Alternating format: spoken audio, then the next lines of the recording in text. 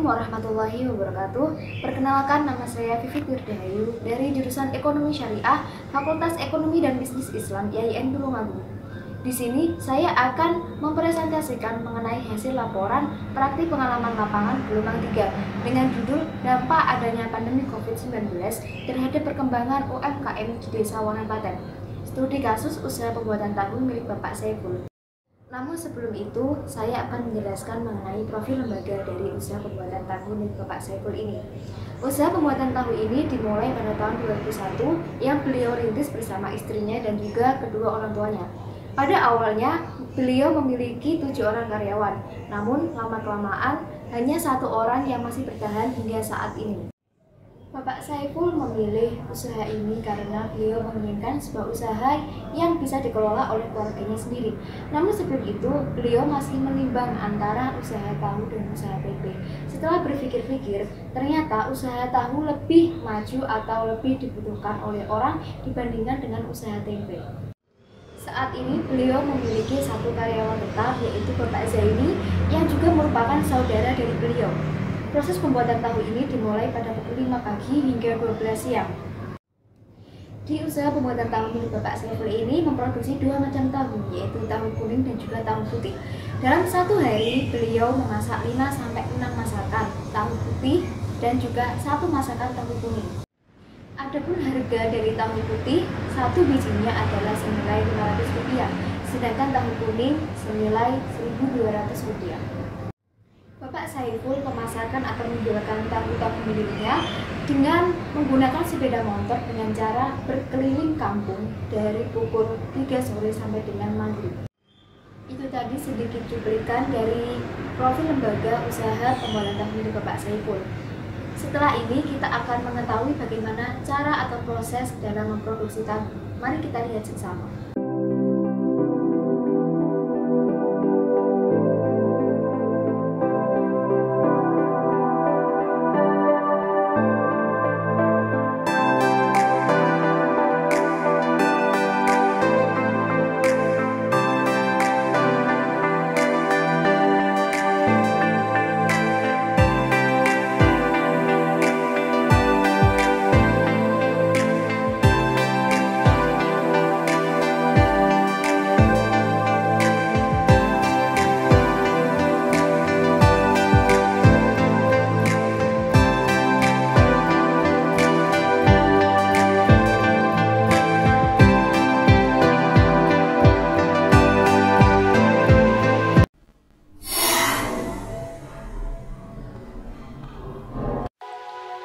Pada tahap ini, kedelai direndam di dalam wadah seperti timba.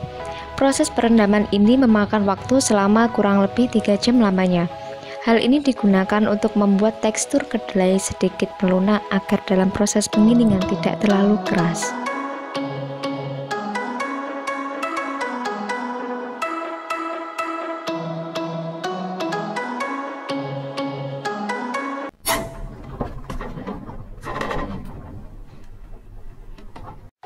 Tahap selanjutnya adalah tahap penggilingan. Di tahap ini, kedelai yang sudah direndam selama kurang lebih 3 jam digiling menggunakan mesin penggiling dengan tambahan sedikit air agar kedelai yang diproses oleh mesin teksturnya menjadi lembut dan tidak menggumpal.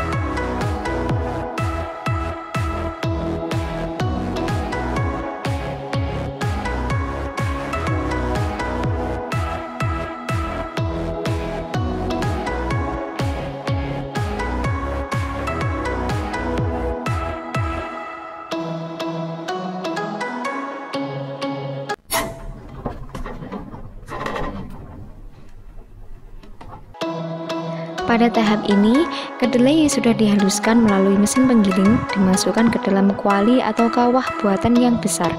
Di dalam kawah buatan tersebut, kedelai-kedelai yang sudah halus direbus menggunakan api sedang sampai mendidih. Dalam satu kawah buatan tersebut digunakan untuk 1 kali masakan.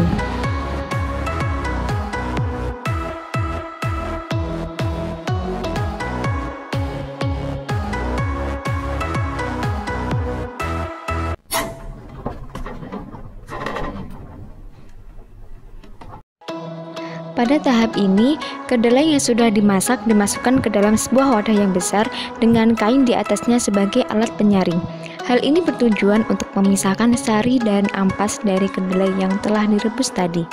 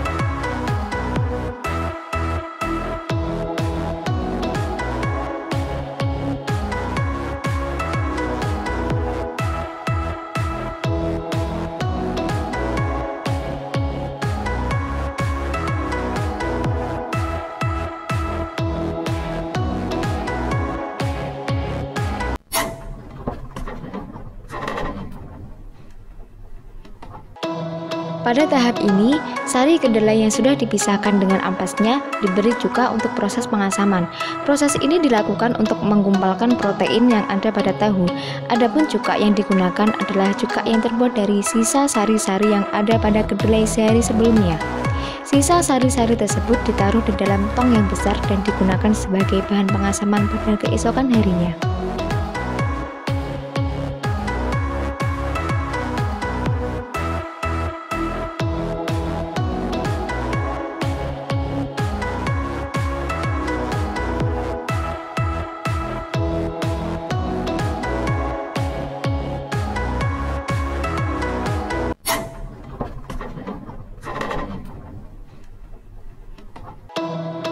Pada tahap ini, sari-sari tahu yang sudah melalui proses pengasaman diletakkan di dalam wadah berbentuk kotak dengan dilapisi beberapa kain di atas dan juga di bawahnya agar tahu yang dicetak tidak kotor. Setelah sari diletakkan dalam wadah dan diberi kain di atasnya, maka akan dilakukan proses pengepresan selama kurang lebih 10 menit.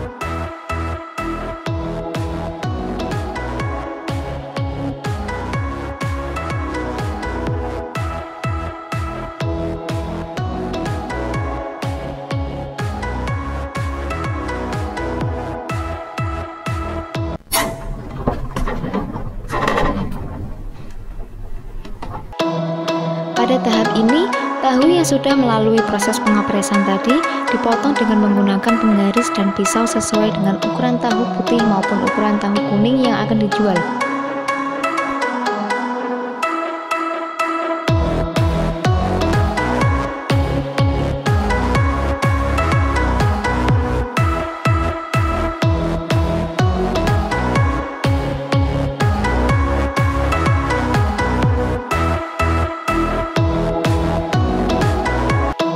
Selain dari beberapa tahap tersebut, ada tambahan proses dalam mengolah tahu kuning, yaitu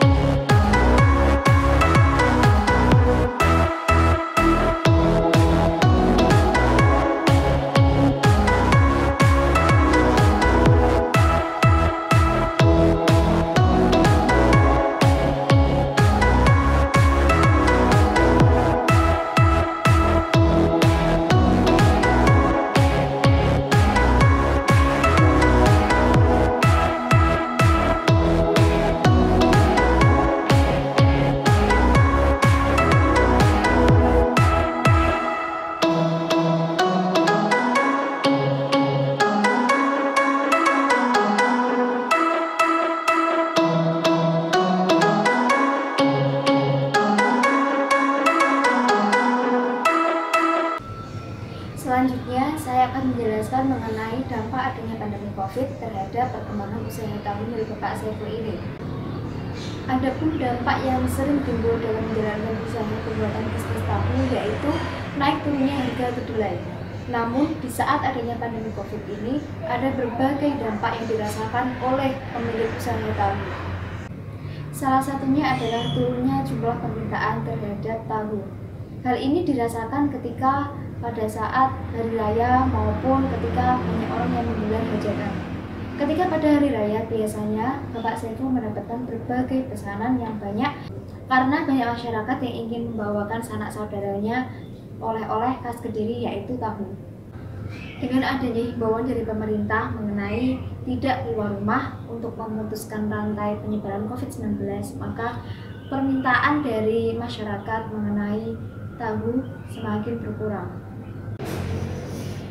Selain itu, di masa pandemi ini terdapat kebijakan pemerintah untuk tidak menggelar hajatan secara besar-besaran. Dengan adanya himbauan dari pemerintah, maka hal itu membuat konsumen menjadi menurunkan jumlah permintaan. Selain itu, di tahun ini hari raya dilaksanakan sesuai dengan protokol kesehatan yang berlaku. Namun dengan adanya COVID-19 ini, banyak orang yang tidak bisa pulang kampung dan membuat omset dari penjualan tahu menjadi menurun. Itu tadi dampak-dampak yang dirasakan oleh Bapak Saiful selaku pemilik usaha pembuatan tahu yang ada di Desa Wonopaten. Kurang lebihnya saya mohon maaf, semoga video ini bermanfaat. Wassalamualaikum warahmatullahi wabarakatuh.